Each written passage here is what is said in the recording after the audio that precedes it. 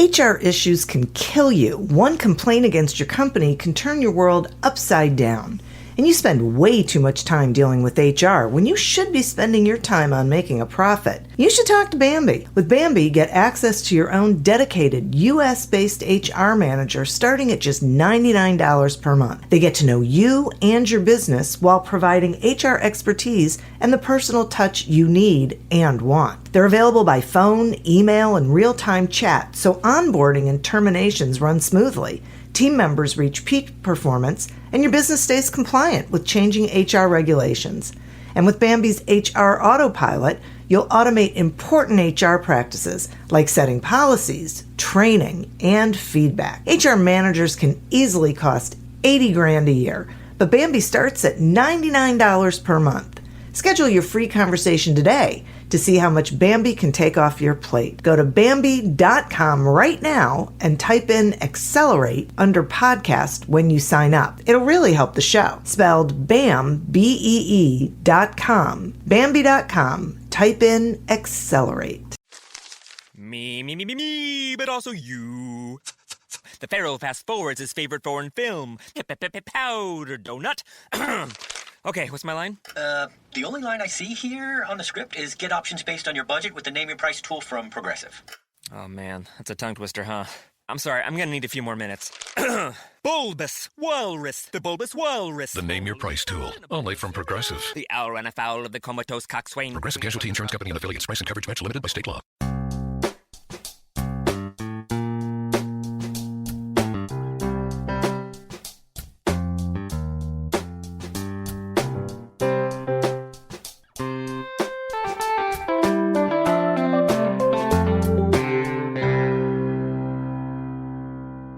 Welcome to Accelerate Your Business Growth with your host, Diane Helbig. Diane is a leading small business development and leadership coach, author, and speaker who is passionate about sharing valuable ideas, tips, and techniques with business professionals worldwide. Diane brings you the world's experts and gurus in all things business, whether it's sales, structure, social media, planning, or plateauing. Guests bring their expertise and energy to each episode. When growing your business is your focus, Accelerate Your Business Growth is the show to listen to. Got a topic or guest suggestion? Let Diane know. The goal is to make sure you have the information you need to move your business forward. Thanks for joining us. Settle in and enjoy. Hi, everybody. Thank you so much for joining me. Today's podcast is sponsored by Audible.com. Now, most of you, I'm imagining, know that Audible.com is a leading provider of audiobooks, but you may not know that they have a lot of other audio content that you can get your hands on. So we're offering a free trial at audibletrial.com/businessgrowth. Sign up for that free trial, check it out, look around, see what's going on and what you like. Over the past couple of years, Accelerate Your Business Growth podcast has gained recognition as a great resource for small business owners, sales professionals, business leaders of all sorts. And that is really because of the guests. These are folks who have expertise in particular areas of business, and they join me to share that expertise with all of you. That way you can get the answers you need, the information you need, you can connect with these folks, and ultimately you can do better things in your business. Today is no exception. My guest today is Nathan Hirsch. Nate is an entrepreneur and expert in remote hiring and e-commerce. Most recently, he co-founded FreeUp.com in 2015. Sorry, I'm going to have to blame that out. I thought I got rid of that. I'm going to count to 3. 1. Nathan is a co-founder of Outsource School, a company working to educate entrepreneurs on how to effectively hire and scale with virtual assistants through in-depth courses. Nathan has appeared on over 300 podcasts as a social media personality and loves sharing advice on scaling remote businesses. Thanks so much for joining me today, Nate. Yeah, thanks so much for having me. I am thrilled to. we're we're going to spend some time talking about hiring virtual help. And my first question for you is how to, like, what is the right time to start hiring for a business?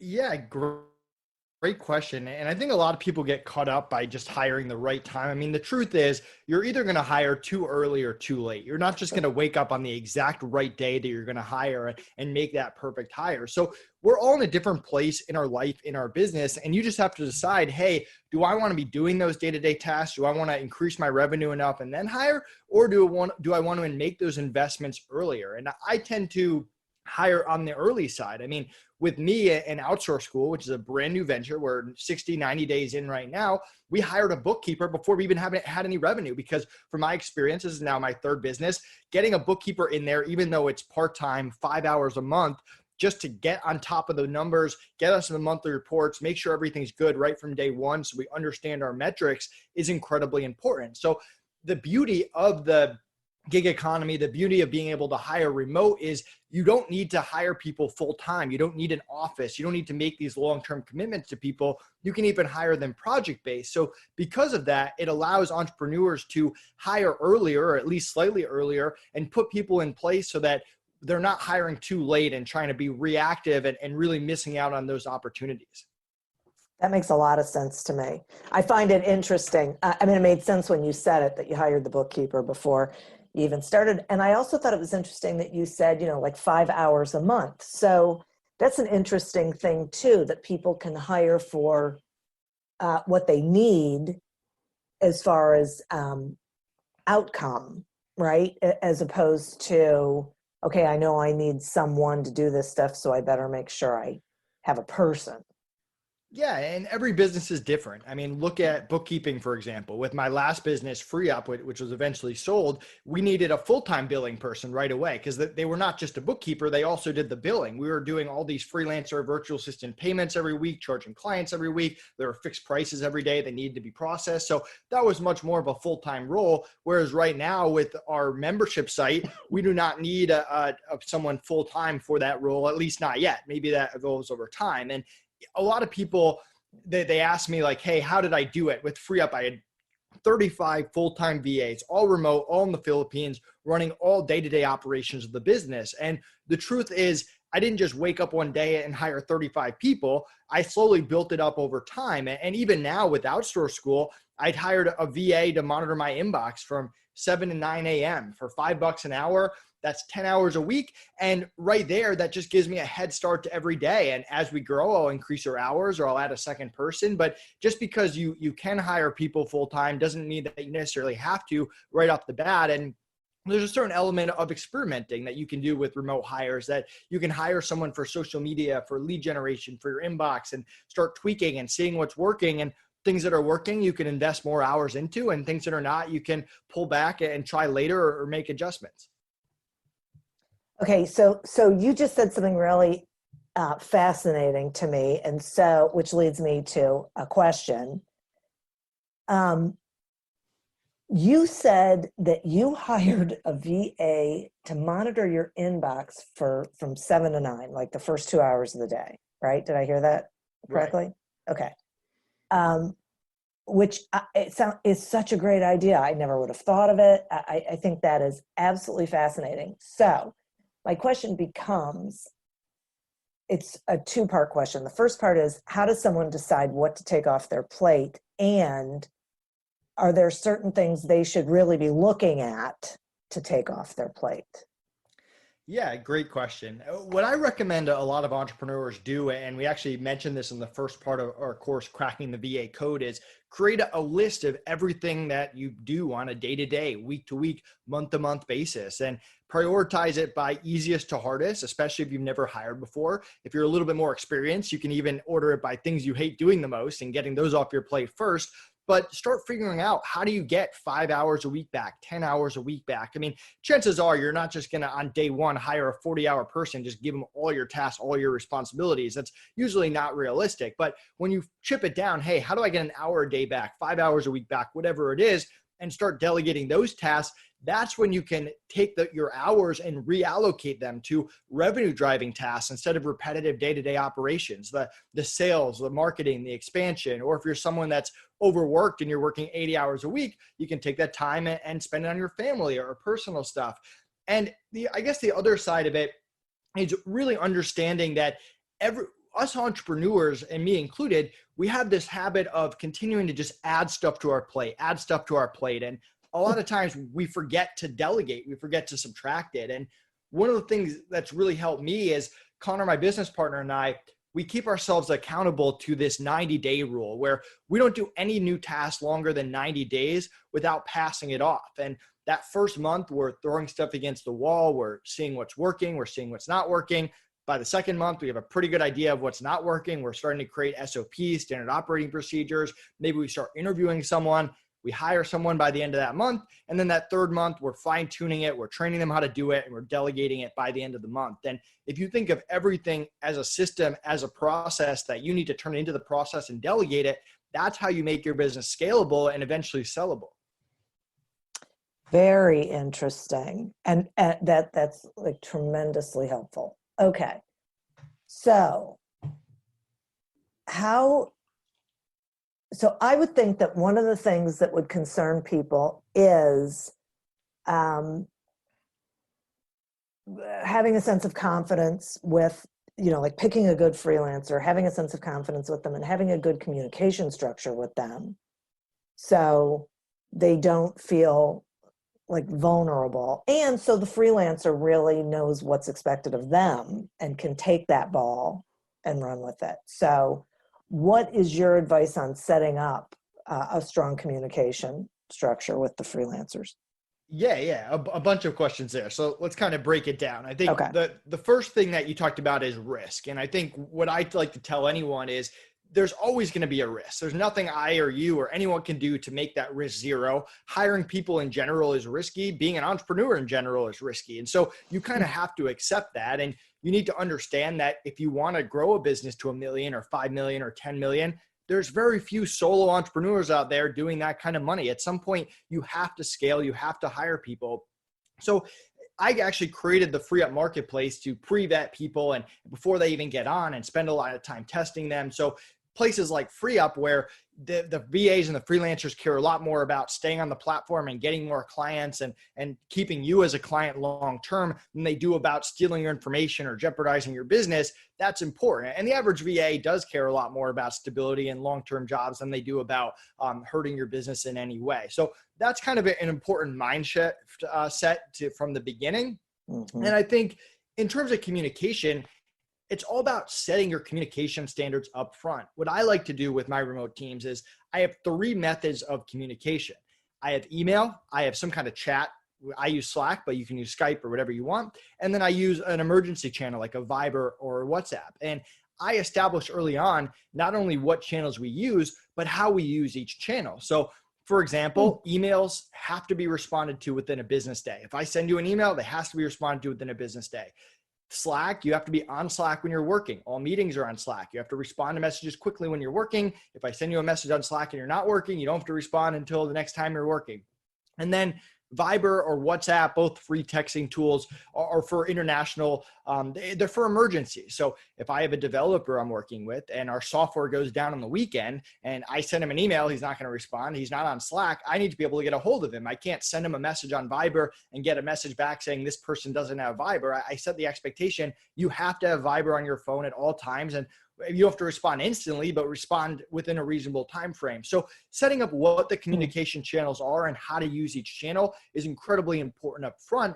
And you have to hold people to those standards. If people are sending you Viber messages at 8:00 at night over something not important, you need to correct them and say, hey, that's really something you can send in an email or on Slack and I'll get to it the next day, and establishing what's urgent, what's an emergency, and what's not. That is great. Those are such great suggestions. And one of the things that I like most about it is the structure to it, right? It's very specific. It's structured. Each tool has its place and has its value, so that then everyone knows, and that entrepreneurs saying, this is how I work, not the other way around. Exactly. And spending that extra time setting expectations up front is really key. Yeah, no kidding. I'm going to take a quick sponsor break and then I have some more questions for you. Accelerate Your Business Growth podcast is happy to be sponsored by Audible.com. Audible.com is a leading provider of spoken digital audio entertainment and information, which I think, most of you probably are familiar with Audible in terms of audiobooks.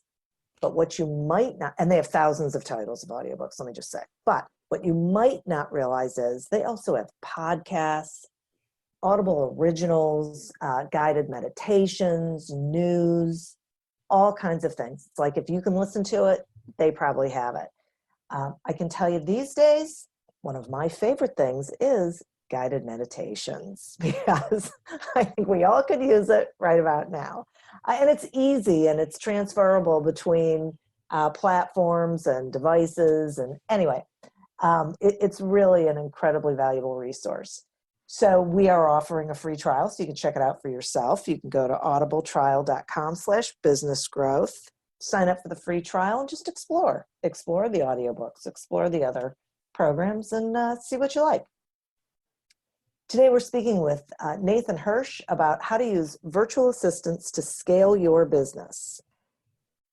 So Nathan, you've talked about your team. And so I would like you to talk some about like the value of like hiring one virtual assistant for everything or multiple virtual assistants for each thing or, some combination. Like how does somebody figure that out? Yeah, good question.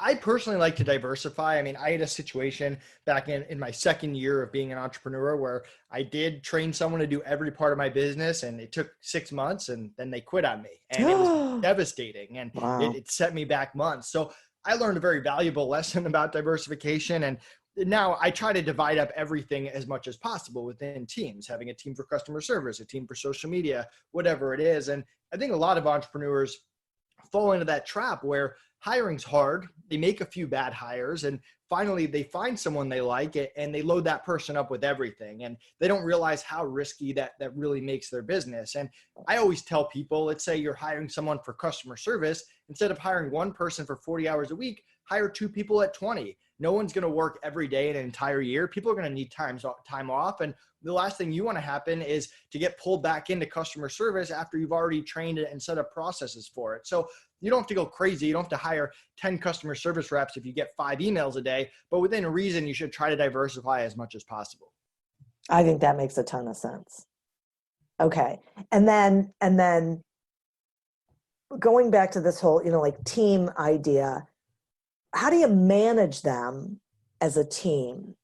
Because it sounds to me like there's like one-on-one conversation, but are there times when you want to be able to talk to all of them at the same time?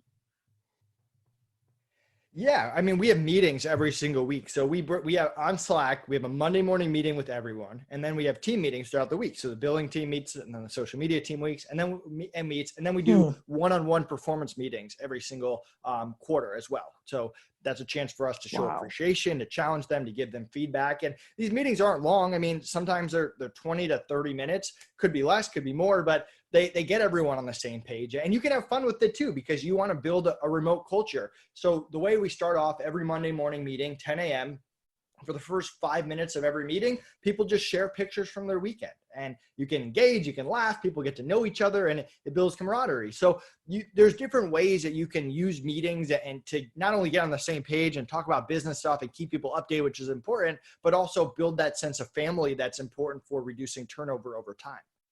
That's so interesting. I never would have thought of that with freelancers in my business. You think about that with your own employees or whatever, but that's really interesting. And so that sounds like the VAs are totally on board with that, even though they know their contract workers? Yeah, well, I'm talking a little bit more about like ongoing VAs. Like if they're working 20 hours a week, 30 hours a week, 40 hours a week, they're in those meetings. If someone's like just designing my website and then I'm not going to talk to them for 6 months, they're not attending my Monday morning meeting. So what we've done, like right now with Outsource School, we have 3 video editors. One of them is ongoing. He's the team leader there, and the other 2 are on call when we need them. So the one who's consistent, he shows up to the meeting and gives us updates on the video editing team. And the other 2, we make it optional. We say, hey, if you want to attend, we'll pay you for the time. If you don't attend, no problem. Just read it later before you work, just in case there's any important updates. So there's different, you can definitely make it more flexible for the freelancers, especially if you're not using them consistently. That is so valuable. And one of the things that I picked up on in there is that you can, it's so varied how you can use VAs. You can have someone who is consistently taking care of an aspect of your business, 20 hours a week. So they're basically part of your company. And then you can have project work, right? Where you can you can hire someone to do a particular project, like if it's a website redesign, or maybe it's a marketing piece or whatever. And then they aren't necessarily, always on board. They're on board when you need them. And that could be once every 6 months.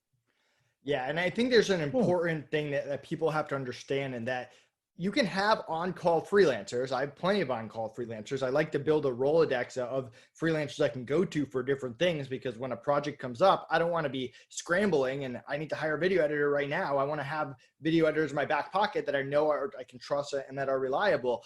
But on-call does not mean on-call and urgent. You can't say, hey, I have a project, I need you to do this right now. You need to reach out to them. You say, hey, are you available? If you are available, here's the project. When can you get it done by? Agree to the due dates. Make sure it's good for you, it's good for them, and then you proceed forward. If you're constantly finding yourself with on-call urgent work, then that's not a good way to run a business. You can't run a business that way. Right. So you need to adjust your systems, your processes. And if you get someone to agree to on-call and urgent, where they're just going to sit at their desk and wait for you to give them work and then work on it right away, I promise you that is not going to last for a long period of time. They're probably new to being a VA, new to being a freelancer. They're going to realize how terrible that is for them and how they can't manage other clients if that's the case. And you're going to get frustrated. They're going to get frustrated. So you have to decide, hey, is it set schedule? Is it flex schedule, but consistent? Like I have a VA who's 10 hours a week. I don't care when she does a task, as long as they get done, we set up check-in points. Or is it like the video editors, where I give them projects and they give me when they can get it done by, and I either say, good to go, or hey, let me check with someone else and see if they can get it done faster. Okay. This is so interesting. Okay. Is there anything that a business owner should not be outsourcing to a VA? I'm obviously biased. I mean, I outsource everything. And if I haven't outsourced it, I probably know someone that does. I mean, I had people at FreeUp like outsource their fantasy football team. I've had sushi restaurants that outsource their social media. Like, it doesn't matter what business you are, especially in the remote climate we're in right now, you can outsource everything unless you need a cashier or a warehouse staff or someone in the office for a real business reason. Everything else can be hired remote and delegated and outsourced. Wow. Okay. All right. Well, I mean, I think that makes a lot of sense. Shoot, I had a question for you about that. So I know this is probably a really tough question, because you know, as you said before, hiring is tough, no matter what, regardless.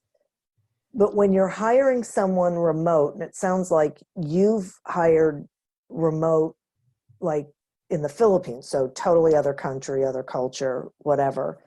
Are there like certain things that you look for in a VA that maybe are universal things, so that someone can tell whether they're experienced, responsible,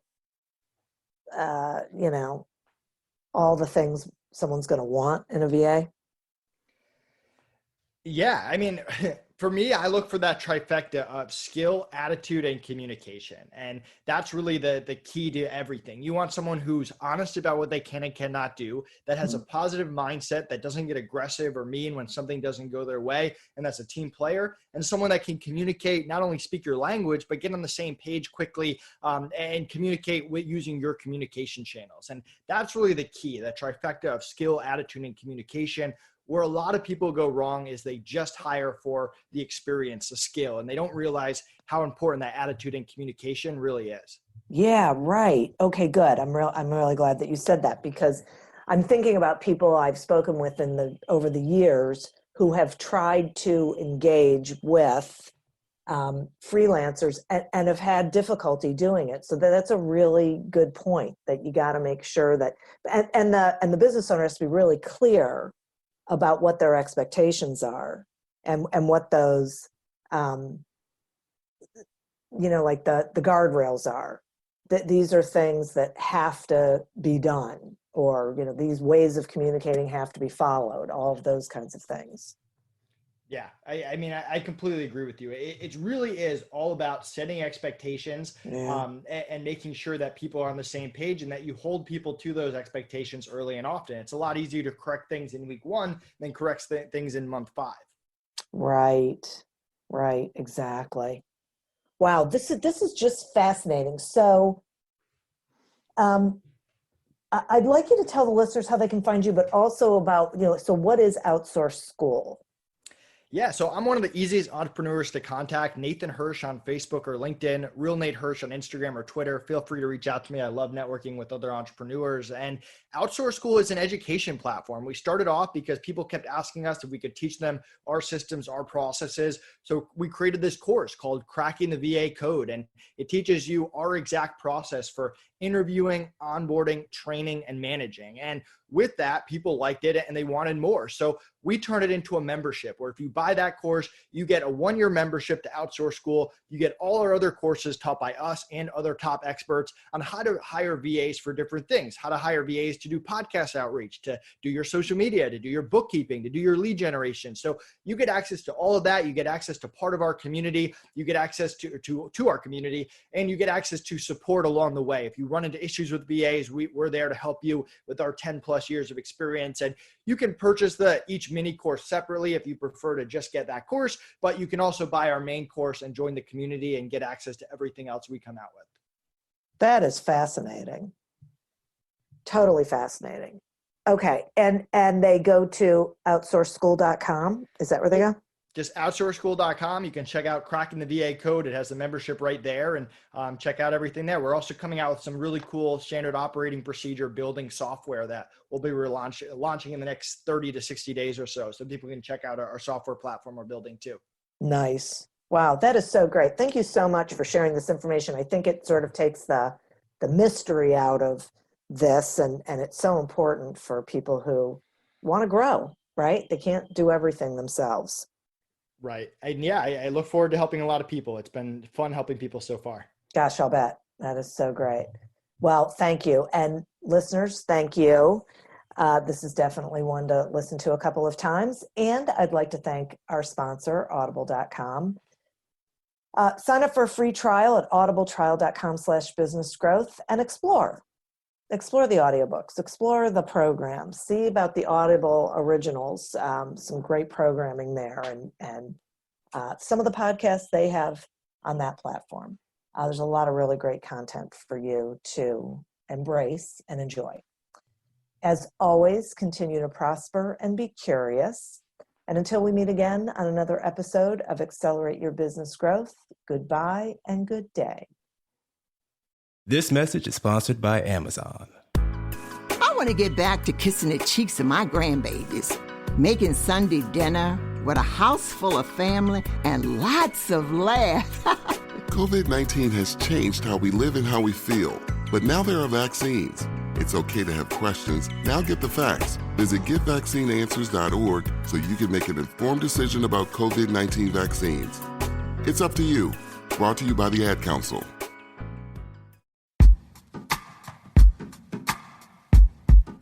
The Jim Stroud Podcast explores the discoveries and trends forming the future of our lives.